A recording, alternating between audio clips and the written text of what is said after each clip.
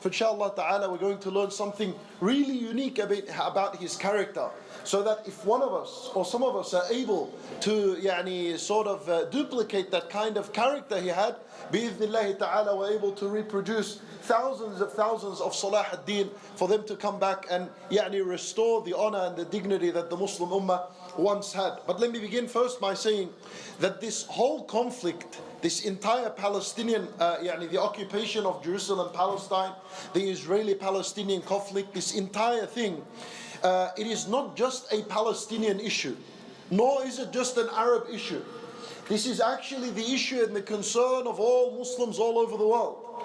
And this is the problem of all Muslims to deal with.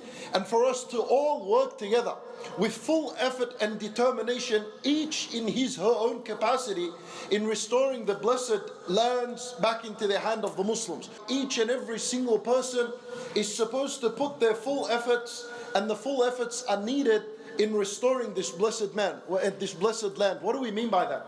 You see, my brothers and sisters in Islam, Al-Quds, which is Jerusalem, it was occupied during the lifetime of Rasulullah sallallahu alayhi wasallam.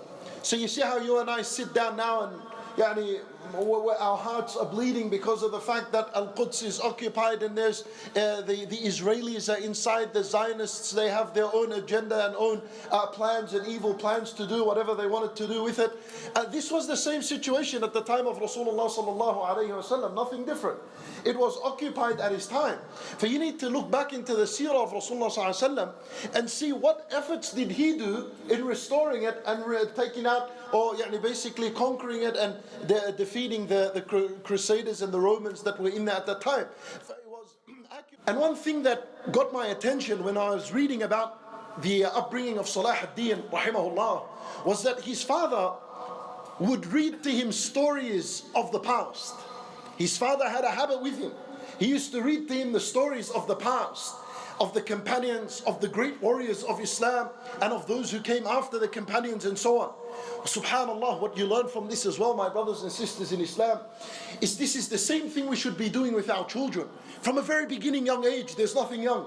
We need to instill and drill inside of their minds the stories of the great warriors of Islam and of the companions. Why? Because they need a role model in their life to follow in their footsteps. This is unfortunate that our children, their role models are like Superman or Batman. And what proves that? I tell you what proves it is the fact that every time they see a Batman costume, they want to buy it, they want to jump like him, they want to dance like him. This proves that they've taken these people as role models. The Muslims of Hittin, they looked at Al-Aqsa as a matter for Muslims worldwide.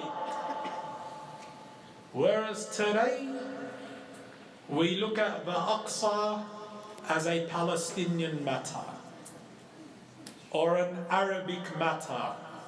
And this is what they want from us. Don't they call it the Arab-Israeli conflict? These are titles they have made so that they can divert our hearts away from the Aqsa. They do not want us to remember that it is a matter of deen and it is a matter of Islam.